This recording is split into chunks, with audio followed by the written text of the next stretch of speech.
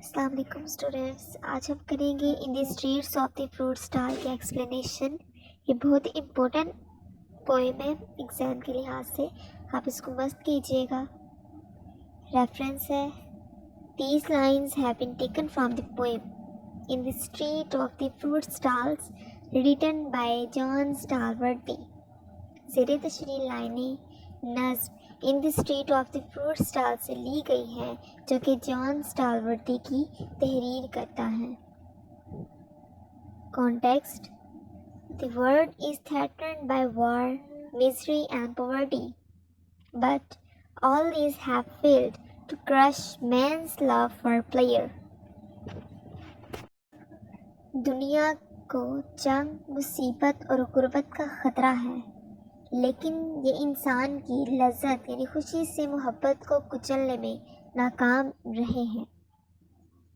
Children enjoys the sweet spray of juice, forgetting all the misery they live in۔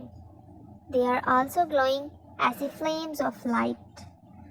بچے اپنے اندر کے سارے دکھ جس میں وہ اپنی زندگی گزار رہے ہیں کو بھلا کر میٹھے جوس کے چھڑکاؤ کو لطف اٹھا رہے ہیں، اور وہ بھی روشنی کے شعلوں کی طرح چمک رہے ہیں۔ Explanation: The above lines depict a scene in the street of fruit stall۔ مندرجہ بالا لائنوں میں پھلوں کے اسٹال کی گلی کے منظر کو دکھایا گیا ہے۔ The poet is standing in a dark alley۔ شاعر ایک اندھیری گلی میں کھڑا ہے۔ It might be a scene of a third world country torn with war, misery and poverty۔ یہ جنگ، بدحالی اور غربت سے دوچار تیسری دنیا کے ملک کا منظر ہو سکتا ہے۔ The vision of the poet is also clouded with the horrors of war۔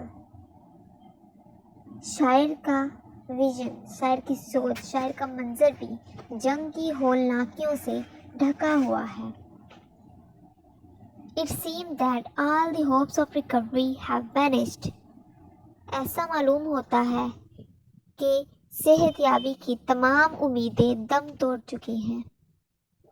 In the street, even the fruits look like cannonballs to the poet, piled in a pyramid shape۔ گلیوں میں پھل بھی شاعر کو توپ کے گولے جیسے حرام کی شکل میں ڈھیر لگتے ہیں۔ There is almost no light in the street other than the lamps۔ گلیوں میں چراغوں کی روشنی کے علاوہ دوسری کوئی روشنی نہیں ہے۔ Suddenly, some dark children enter the street and buy some fruit۔ اچانک کچھ بچے گلی میں داخل ہوتے ہیں اور پھل خریدتے ہیں۔ And eat them, so much that their faces are wet with the juicy spray of fruit۔ اور وہ پھلوں کو اتنا کھاتے ہیں کہ پھلوں کے رسیلے اسپرے سے ان کے چہرے گیلے ہو جاتے ہیں۔ Their faces start glowing like lamps۔ اور ان کے چہرے بھی چراغوں کی طرح چمکنے لگتے ہیں۔ The poet feels that the people still are able to find pleasure in the wake of war and misery۔ شاعر محسوس کرتا ہے کہ لوگ جنگ اور مصائب کے بعد بھی لذت حاصل کرنے کے قابل ہیں۔ Thus, man's quest for pleasure cannot be subdued۔ اسی طرح انسان کی لذت کی جستجو کو دبایا نہیں جا سکتا۔ اب ایسے ہی لکھیے گا، ایز اٹ از لکھیے گا، آپ کے نمبر نہیں کٹیں گے۔